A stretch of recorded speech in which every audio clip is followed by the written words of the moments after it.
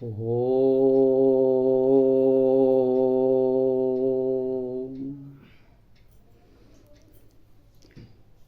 ಆತ್ಮೀಯರೇ ನಮಸ್ಕಾರ.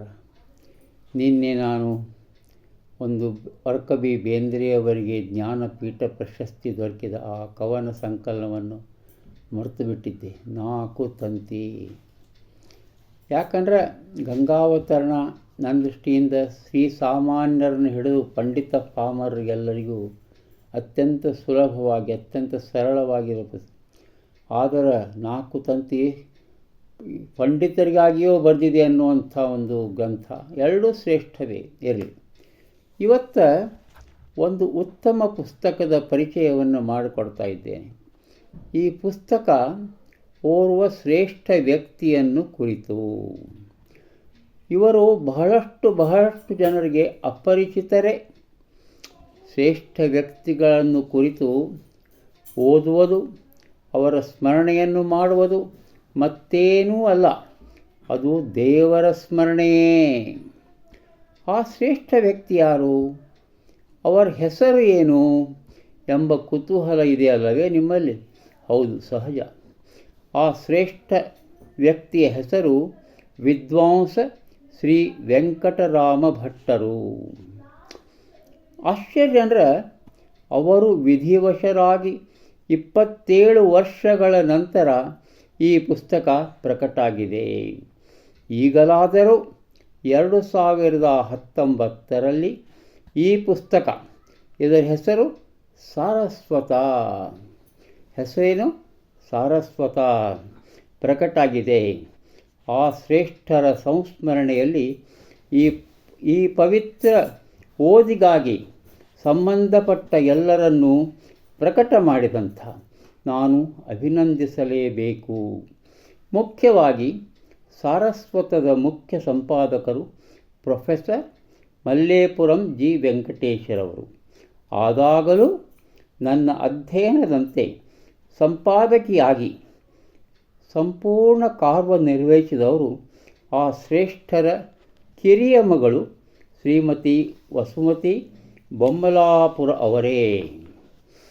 ತಮ್ಮ ಪೂಜ್ಯ ತಂದೆಯವರನ್ನು ಕುರಿತು ಇಂತಹ ಅಮೂಲ್ಯ ಪುಸ್ತಕ ಪ್ರಕಟಿಸಿದ ಶ್ರೀಮತಿ ವಸುಮತಿ ಅವರಿಗೆ ಹೃತ್ಪೂರ್ವಕ ಧನ್ಯವಾದಗಳು, ಅಭಿನಂದನೆಗಳು.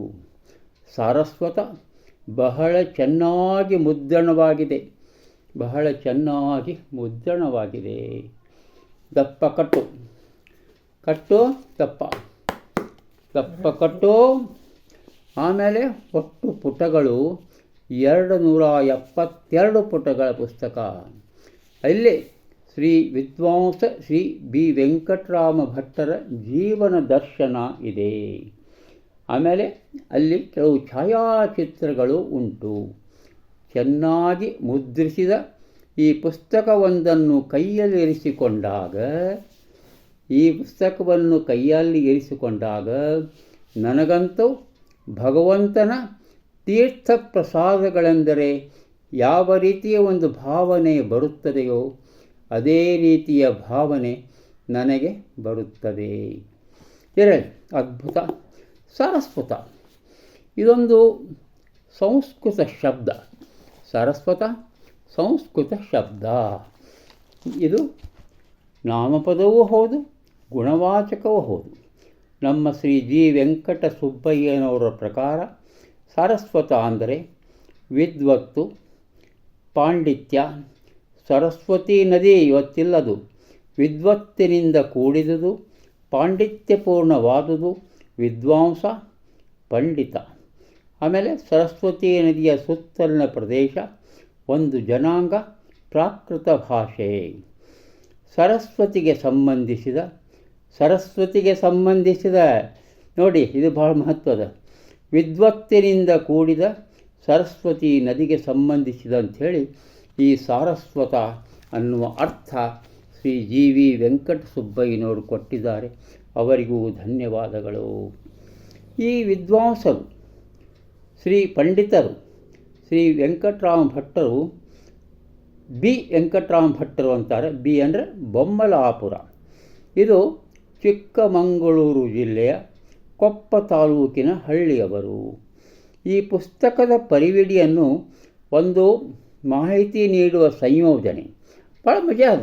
ಪರಿವಿಡಿ ಸಹಿತ ಒಂದು ಅಪರೂಪವಾದ ಸಂಯೋಜನೆ. ಏನಪ್ಪ ಅಂತಂದ್ರೆ ಅದನ್ನು ಹೇಳಬೇಕು ಅಂತ ಅನಿಸ್ತದೆ. ಯಾಕಂದ್ರೆ ನಾವೆಲ್ಲ ಏನೇನೋ ಪರಿವಿಡಿ ಬರೆದುಬಿಡ್ತೇವೆ. ಆ ಪರಿವಿಡಿಯನ್ನು ನಾವೆಲ್ಲರೂ ನೋಡ್ತೇವೆ. ಏನಪ್ಪ ಮುಂಚೆ ಪ್ರಧಾನ ಸಂಪಾದಕರ ಮಾತು, ಸಂಪಾದಕೀಯ ಹೃದಯ ಇದೆಲ್ಲ ಸಾಮಾನ್ಯವಾದುದು ಆಗ್ತದೆ. ಕುಟುಂಬ ವರ್ಗ, ಈ ಕುಟುಂಬ ವರ್ಗದಲ್ಲಿ 12 ಪ್ರಕರಣಗಳಿವೆ, ಉಪಪ್ರಕರಣಗಳು.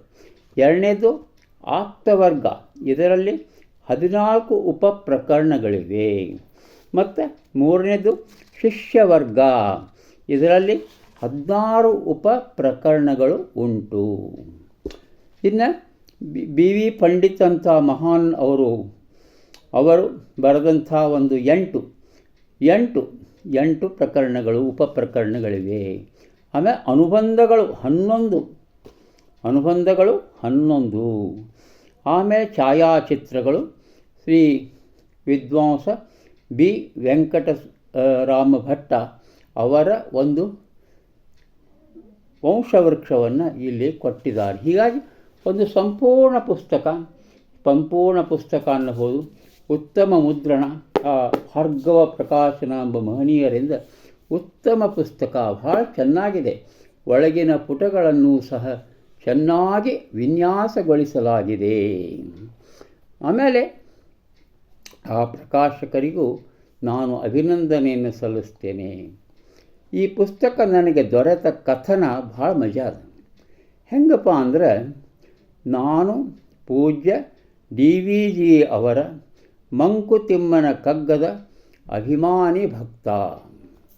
ಏನಾಗಿಬಿಡ್ತೀವಿ ಅಂದ್ರೆ, ನಾನು ಪ್ರಾಥಮಿಕ ಶಾಲೆ 5ನೇತ್ತ 6ನೇತ್ತ ಇರಬೇಕಾದ್ರೆ ನನ್ನ ಕನ್ನಡದ ಗುರುಗಳು, ಆವಾಗಿನ ಕನ್ನಡದ ಗುರುಗಳು ನಮ್ಮ ಮಾಸ್ತರು, ನಾವೆಲ್ಲ ಮಾಸ್ತರ್ ಅಂತಿದ್ವಲ್ಲ, ಸಿದ್ದನಗೌಡರು ಆ 3 ಕಗ್ಗದ ಕವನಗಳನ್ನು ವಾಚಿಸಿ ನಮ್ಮ ಕಂಠಪಾಠ ಮಾಡಿದ್ದರು.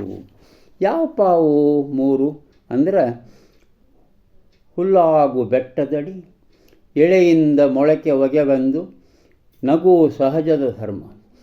ಆ ಕ್ಲಾಸ್ನಾಗಿರುವಂಥ ಎಲ್ಲ 30 ಹುಡುಗರು ಬಾಯ್ಪಟ್ಟು ಕಂಠಪಾಠ ಮಾಡ್ಕೊಂಬರ್ಬೇಕು, ಇಲ್ದಿದ್ರೆ ಅವ್ರು ಹೊಡ್ತ. ಆವಾಗಿನ ಕಾಲಕ್ಕೆ ಆವಾಗ ನನಗೆ ಹುಟ್ಟಿದ್ದು ಈ ಪ್ರೀತಿ ಕಗ್ಗದ ಮೇಲಿಂದ. ಹುಲ್ಲಾಗು ಬೆಟ್ಟದಡಿ ಮನೆಗೆ ಮಲ್ಲಿಗೆಯಾಗು, ಕಲ್ಲಾಗು ಕಷ್ಟಗಳ ವಿಧಿಯ ಮಳೆ ಸುರಿಯೇ, ಬೆಲ್ಲ ಸಕ್ಕರೆಯಾಗು ದೀನ ದುರ್ಬಲರಿಂಗ, ಎಲ್ಲರಳಿಗೊಂದಾಗು ಮಂಕುತಿಮ್ಮ. ಇಳೆಯಿಂದ ಮೊಳಕೆ ಒಗೆ ಬಂದು ತಮಟೆಗಳಿಲ್ಲ, ಬೆಳಕೀವ ಸೂರ್ಯ ಚಂದ್ರರದೊಂದು ಸದ್ದಿಲ್ಲ. ಮುಂದೆ ಕಡೆದು ಹೊಲಿ ನಿನ್ನ ತುಟಿಗಳನ್ನು ಮಂಕುತಿಮ್ಮ. ಆಮೇಲೆ ನಗು ನಗುವು ಸಹಜದ ಧರ್ಮ, ನಗಿಸುವುದು ಪರಧರ್ಮ, ನಗಿಸಿ ನಗುವುದು ಅತಿಶಯದ ಧರ್ಮ. ನಗಿಸಿ ನಗುವುದು ಅತಿಶಯದ ಧರ್ಮ ಅಂತ ಹೇಳಿದ, ನಗಿಸುವ ಅತಿಶಯದ ಧರ್ಮವನ್ನು ಬೇಡಿಕೊಳ್ಳಲು ಮಂಕುತಿಮ್ಮ ಅಂಥೇಳಿ ಒಂದು ಪ್ರಾರ್ಥನೆ ಮಾಡ್ತಾರೆ. ಪ್ರಾರ್ಥನಾ ರೂಪದಲ್ಲಿ ತಿಮ್ಮ ಮಾತಾಡ್ತಾನೆ. ಈ ರೀತಿ ಒಂದು ಅದ್ಭುತವಾದಂಥ ಈ ಪುಸ್ತಕದ ಪರಿಚಯ ಇಲ್ಲಿ ಪ್ರಾರಂಭ ಆಯಿತು. ನನಗೆ ಈ ಪುಸ್ತಕ ಬಂತು ಹೆಂಗೆ, ನಾನು ಏನು ಮಾಡಿದೆ ಅಂತಂದ್ರೆ, ಸಂಸ್ಕೃತ, ಈಗ ಈ ಮಂಕುತಿಮ್ಮನ ಕಗ್ಗ ಕನ್ನಡ, ಇಂಗ್ಲೀಷ್ ಭಾಷೆಯಲ್ಲಿ 6 ಅನುವಾದ, ಮಲಯಾಳಿ, ತಮಿಳು, ತೆಲುಗು, ತುಳು ಇಷ್ಟೆಲ್ಲ ಭಾಷೆಗಳಲ್ಲಿ ಅನುವಾದಗೊಂಡಿದೆ. ಅಂಥದ್ದು ನಮ್ಮ ವೇದ ಭಾಷೆ ಸಂಸ್ಕೃತದಲ್ಲಿ ಏಕಿಲ್ಲ? ಇದೊಂದು ಪ್ರಶ್ನೆ ನನಗೆ ಬಂತು. ಬಹಳಷ್ಟು ಎನ್ಕ್ವೈರ್ ಮಾಡ್ತಾನೆ ಇದ್ದೀನಿ ಎಷ್ಟೋ ವರ್ಷಗಳಿಂದ. ಕಡೆಗೆ ನಮ್ಮ DVG ಗೋಖಲೆ ಇನ್ಸ್ಟಿಟ್ಯೂಟ್ನ ಶ್ರೀರಾಮ್ ಅವರನ್ನು ಸಂಪರ್ಕಿಸಿದಾಗ ನನಗೂ ಗೊತ್ತಿಲ್ಲ, ಆದರೆ ಕಿರಣ್ ಅಂತ ಒಬ್ಬ ಮಹನೀಯರಿದ್ದಾರೆ ಇಲ್ಲೇ, ಅವರಿಗೆ ಕನೆಕ್ಷನ್ ಕೊಡ್ತೀನಿ, ಅವ್ರ ನಂಬರ್ ಕೊಡ್ತೀನಿ, ಅವ್ರು ಫೋನ್ ಮಾಡಿರಿ ಅಂತ ಹೇಳಿದರು. ಆವಾಗ ಕಿರಣ್ ಅವರನ್ನು ಸಂಪರ್ಕಿಸಿದೆ. ಇಲ್ಲ, ಆಗಿದೆ, ಆದರೆ ಮುದ್ರಣಗೊಂಡಿಲ್ಲ. ಯಾರವರು ಮಾಡಿದವರು ಯಾರು ಅಂತಂದ್ರೆ, ಇಲ್ಲ, ಅವರ ಹೆಸರೇ ಬಿ ವೆಂಕಟರಾಮ ಭಟ್ಟರು ಅಂತ ಹೇಳಿದ್ದಾರೆ. ಮತ್ತೆ ನಾಳೆ ಮುಂದುವರಿಯುತ್ತೆ. ನಮಸ್ಕಾರ.